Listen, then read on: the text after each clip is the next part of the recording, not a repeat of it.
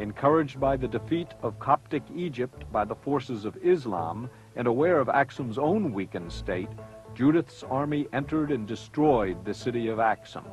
An ancient Ethiopian manuscript gives this account of her victory. First, she destroyed the palace and church built by Abraha. Then the stellae, which were constructed by the Greek craftsmen, were broken by her hammers. Judith ruled for 40 years.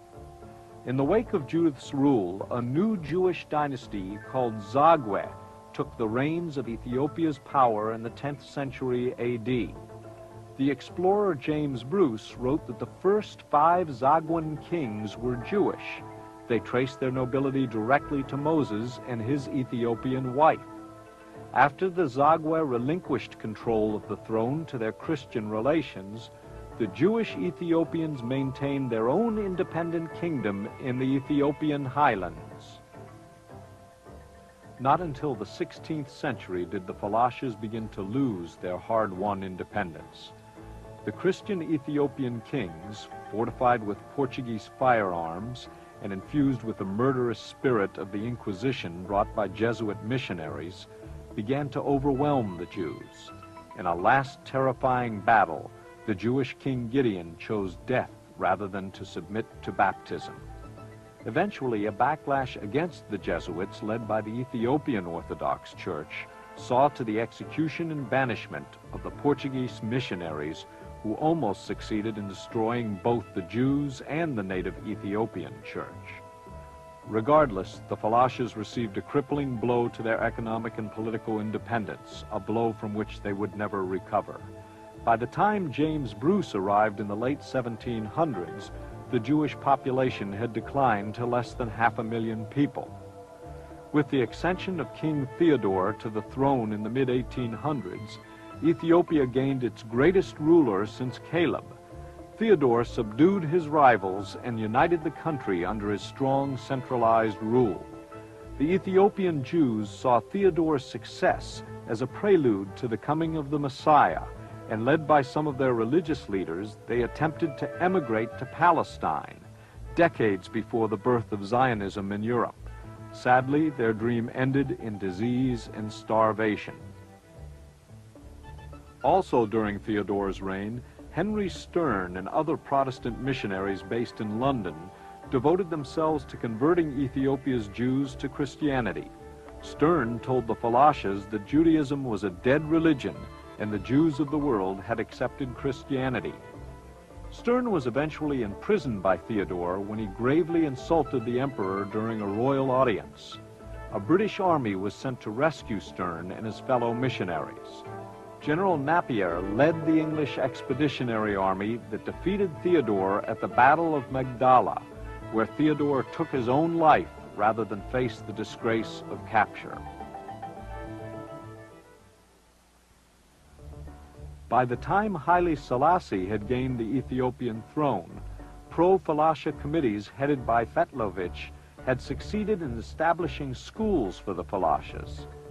Selassie, known as the Lion of Judah, was 225th successor to the Ethiopian crown. Across the Mediterranean, Benito Mussolini, fascist dictator of Italy, dreamed of restoring the Roman Empire to its former glory. Mussolini coveted Ethiopia's fertile plains and its position straddling the Red Sea. Enthusiastically supported by legions of black-shirted fascists, he launched an all-out invasion of Africa's only independent country. By 1939, over 200 planes, 10,000 military vehicles, and 200,000 men were dispatched to make Ethiopia the jewel of the Italian Empire in Africa. The Italians had invaded Ethiopia in the 1890s, only to be defeated in the Battle of Adawa. Now they returned with a vengeance, using the most modern of weapons. With their initial success, the invaders attempted to lure the Falashas and other tribal groups into collaborating against the dominant Amharic tribe.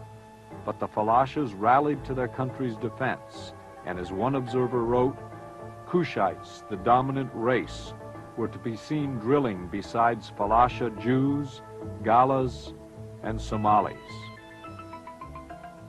After Mussolini signed a 1938 treaty with Hitler, the Ethiopian Jews became a direct target of anti-Semitic propaganda. Ironically, this makes the Falashas the first Jews to take up arms against fascism, and the first Jews outside Germany and Italy to suffer directly from the hatred of Nazism. During the course of the war, the Ethiopian royal family went into exile, with Haile Selassie staying in Jerusalem before heading to London.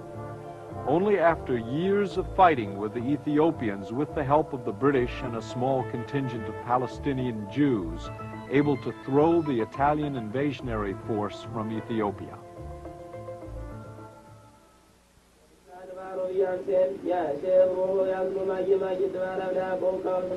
The war seriously disrupted the fabric of Ethiopian Jewish life.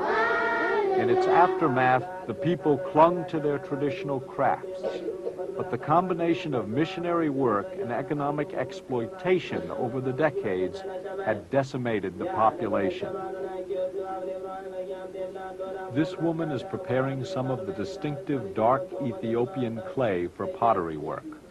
The Falasha women do not use the potter's wheel in their labors, and the items they produce are highly prized articles of Ethiopian life. The men operate handmade looms that weave cotton thread into cloth.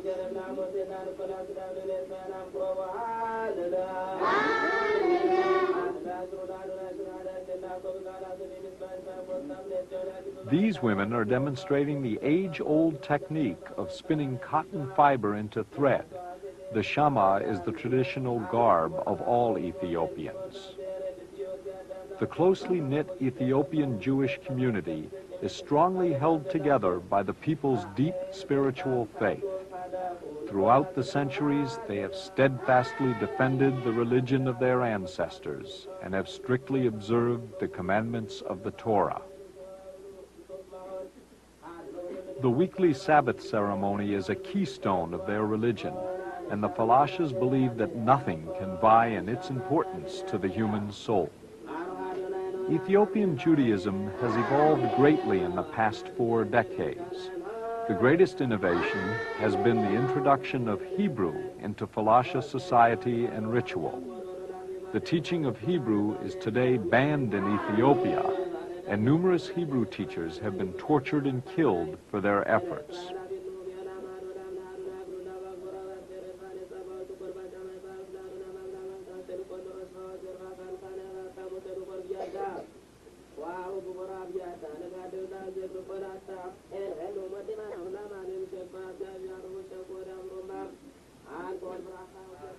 These keses are chanting Laho Daudi, let us receive the Sabbath.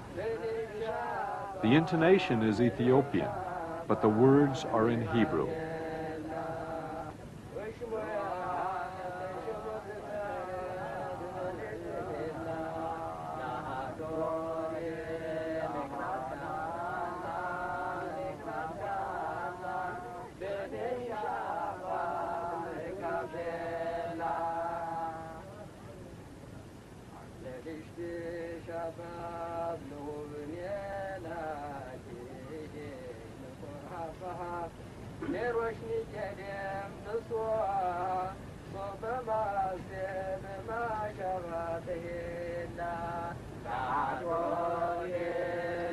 Another important theme in the prayers of the Falashas concerns the redemption of Israel.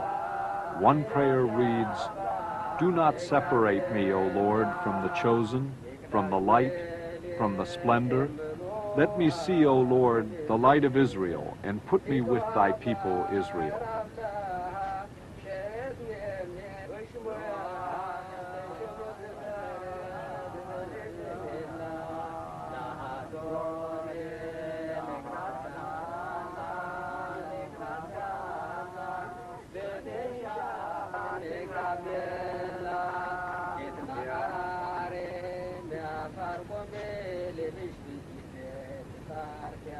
now, in our time, countless centuries of prayer and supplication have been answered, for out of the ruins of the Holocaust, the event of the millennia took place.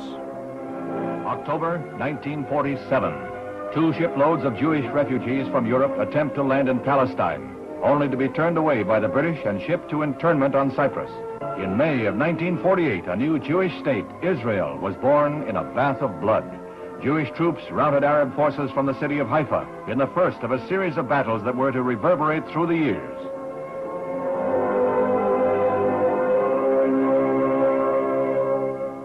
In the year of independence, fighting was fierce in the Negev desert area. Here, Israeli troops routed the Arabs and took hundreds of prisoners. Meanwhile, on May 14, 1948, the new government headed by David Ben-Gurion is installed in Tel Aviv. Thus, for the first time since the Roman legion destroyed Jerusalem in the year 70 A.D., the Jewish people have a nation of their own. Thus, history was made as the Jewish state of Israel was born. Conceived in strife and weaned on violence, Israel has flourished to become a constructive voice in world affairs. Her flag became a symbol of hope in a troubled world.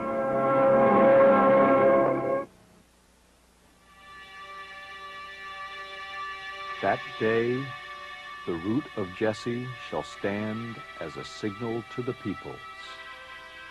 That day the Lord will raise his hand once more to ransom the remnant of his people, left over from the exile of Assyria, of Egypt, of Pathros, of Ethiopia.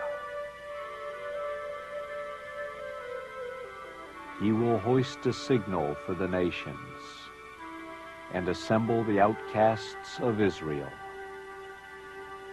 He will bring back the scattered people of Judah from the 4 corners of the earth. The Lord will have pity on Jacob. He will choose Israel once more and settle them in their own country. Thus says the Lord, at a favorable time I will answer you. On the day of salvation I will help you. I have formed you and appointed you a covenant of the people. I will say to the prisoners, come out. To those in darkness, show yourself.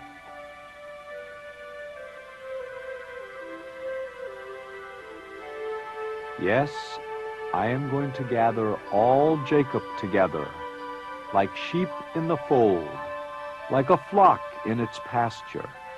They will fear no man. From beyond the rivers of Ethiopia, my supplicants will bring me offerings. I shall rescue them from wherever they have been scattered during the mist and darkness. I shall bring them out of the countries where they are.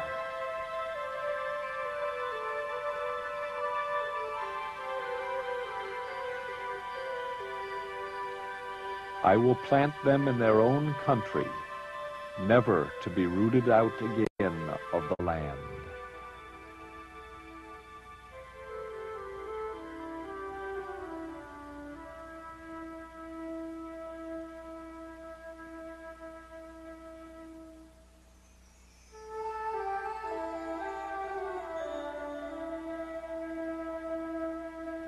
To you, daughter of Zion, the hopeful captives will return.